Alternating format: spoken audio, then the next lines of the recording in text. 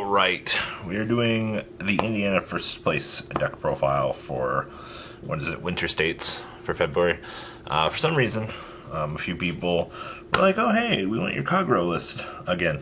Absolutely nothing has changed, but one scenario came up that made me want to change one thing, and I'll talk about that. So, with Victor becoming legal, I might consider the stand triggers again. That's a second thing, but you're still playing your pressure game as much as you should be, honestly. So, still for Destiny. This card is fucking phenomenal.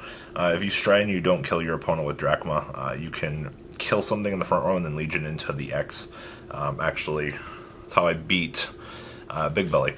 Actually ended up Drachmaing him on 8-card hand because I was assuming I was going to lose. So I wanted to try to paralyze him, try to keep the game state in my position. And then what ended up happening was, because of that, he was forced to ride down to grade 2, and I was able to control this with a few turns, take away his advantage, and then turn 3, when he finally got onto a 3 and strode nothing, we went into the X and Legioned with the end, and it's literally all she wrote for that particular matchup. Everything is pretty much still the way that it should be, but 9 based Overlords is pretty much, and if you even see these in your opening hand, you can fix that situation. You know, it's not that big of an issue because your grade 0 Conroe gets you your grade 1 Conroe, which fixes your hand and which you start loading up. I still think any more than 2 of this is trash, and I've done very well in 2 events so far, so I think that logic is pretty solid. My matchups, Wiseman Loop, round 1, which is pretty easy. Round 2 was Great Nature. Round 3 was Thavis, which was Austin. You can enjoy me trashing him on camera for talking shit, because it's Austin. He deserves it every once in a while. I know he's going to give me shit when he hears the video for that. Then round 4 is against Chaos. This man thinks Aqua Force has a better matchup against Chaos. What a dream. Also have a round 1 buy now for Nats, so value time. For the 10k base, this card is so stupid against the Aqua Force. You're just like, oh, by the way, I can check in game with you for a little while and try to force you to ride up. Card is so much value. Nahalem, aka Ziegenberg the Vanguard. I love Ziegenberg turns, where if you have 2 of these up, you're just like, hee hee, 21. Also the fact that he's 16k when your Vanguard swings, it's pretty good. And then 3 copies of this. This hasn't changed either. This is literally just Overlord 1 turn earlier, I feel like, and it pressures. That's about all it does. There's nothing too special to talk about there. 1s for Conroe. This card is so amazing. I hate that it's not a stride fodder.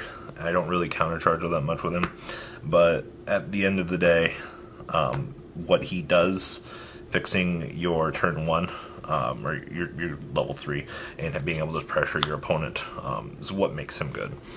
For 4 Protect Orb, I wouldn't have it any other way. 4 copies of your stride fodder. This thing is good against everything other than Chaos, being able to stride into Mr. the Destiny himself. There's not much else to really say.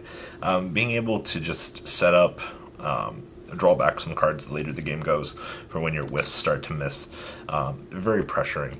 And that's honestly why I like this card so much. If not, just throw it out in the front row and attack for 7k.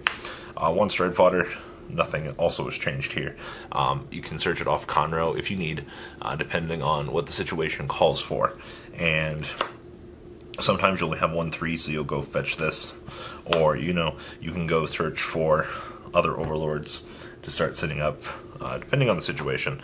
Once again, it's a very situational deck. It's kind of one of the reasons why I like Overlord so much is, yeah, it's very controlling, but you can answer a lot of situations, and that's why it is, I don't know, I think it's the best deck pre-Victor. Gonna have to figure out how to play against Victor with this, but we'll get there. Starter, still Conroe, pretty standard. 4 heal triggers, also pretty standard still. Now the thing I was considering changing, I was thinking about going to 2 of this and cutting a Gatling Claw. There was one scenario where I wanted Soul, and that hasn't come up before in the 14, 15, 16 scenarios that I've played. And honestly, I don't really think it's that much of an issue. But because it's come up, it makes me want to question it and want to play it. So I think we're going to consider that an option going forward, that we might cut this to this. Austin was like, I never see you Gatling Claw. I mean, you're correct.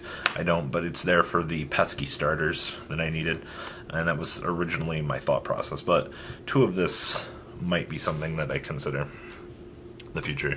And then the crit trigger strikes again. The fact that my opponent, I think it was round 2, couldn't keep track of what crits were resolving in game. He's like, what's going on? Once again, very strategic metagame choice on my part, and I still really like what this does to the mind games of the opponents.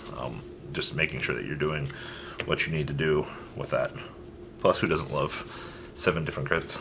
So that's the main deck. Nothing's changed. I'm just thinking about rotating out a Seal Dragon and putting it in. Strides for the Purge. So let me tell you about this guy. My friend was asking if you can get away with 2. I don't particularly think you can. Pentadrive is very important the longer the games go. Now keep in mind, Pentadrive is one thing, but there will be a lot of times where sacrificing the drive check for the additional attack off of Ziegenberg is very crucial. You need to make sure that you hammer your opponent. If your opponent's got 8 cards in hand and you're only getting 4 attacks, or 3 with Pentadrive, 4 with this, you have to hammer the extra cards out of their hand. And that's what Ziegenberg does. So Pentadrive is fine, but Ziegen turn pressure is honestly about as fair. You gotta remember, this thing can get perfect guarded. 2 attacks coming off of this takes 4 cards out of hand if you're dual perfect guarding it. Plus, you'll have to deal with the 21k restanders if your opponent's at 5 damage. Very crucial. Nobody let me Sabreeze them today, or over the weekend, which was very sad. I like free advantage. I did not get Sabreezed. We were never letting that happen. It's still very important that you play this. Still playing this trash card. I first strode this once, I think on camera. There's nothing better to really go into. But very unfortunately, sometimes you just won't have counterblast and you'll be like, well, fuck. I also didn't have an Overlord to shoot this, which would have been very nice. I mean, if you don't have counterblast, you're just kind of like, well, you have to discard your Overlord to stride, so not really much you can do. Flip fodder for this guy. I still have not went into this my entire career of playing this deck so far. I understand there are some scenarios where you want to play 3 of it so you can first stride it and get a restand, but I feel like if that happens, you're already losing. So let's not have that scenario come up. Drachma came up, I think I only Drachma'd once at ARG, and it was against Big Belly. I was under the assumption we were going to game 3, but I think the more I play this card, the more that you play it to force your opponent to ride down, and then you use the rest of your deck to kind of capitalize off of that force down. And that's the reason why I like him. If your opponent has a 3, well, you know, you're in a shitty situation as it is.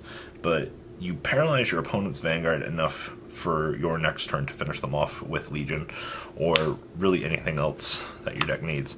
And I think a lot of people try to use this card ineffectively, and that's the best thing I found with Drachma, is you just paralyze your opponent and you move along with your day. 3 copies of Denial Griffin. Against the Wiseman player, I had 3 heals, went through 2 of these. If he had the next Wiseman, we were good to go. I didn't reveal that knowledge to him until after the end of the game, where I was like, yeah, I had 3 denials ready to go. 1 copy of this. Haven't done this in a while. This lets me accelerate into Drachma which actually I'm starting to like a lot more now that Victor's becoming a deck. And one, Mr. the King of No Pass, Abba. God, I love that card so much. So, that's my tournament report. Not a lot has changed. Not a lot is going to change. What do you guys think? Favorite champ victory is going to be the bane of a lot of people's day. Tell me what you guys think down below in the comment section. And, well guys, I'm out. Later. That's not all, card fighters. Please subscribe for more Card Fight Vanguard content. Please remember to check out imcole40 for Yu-Gi-Oh videos, and please check out imcolegames.com, my store, along with No Limit Gaming and lgtcg.com for all of your guys' trading card game needs as well. Until next time, guys, remember to hit that subscribe button. Later.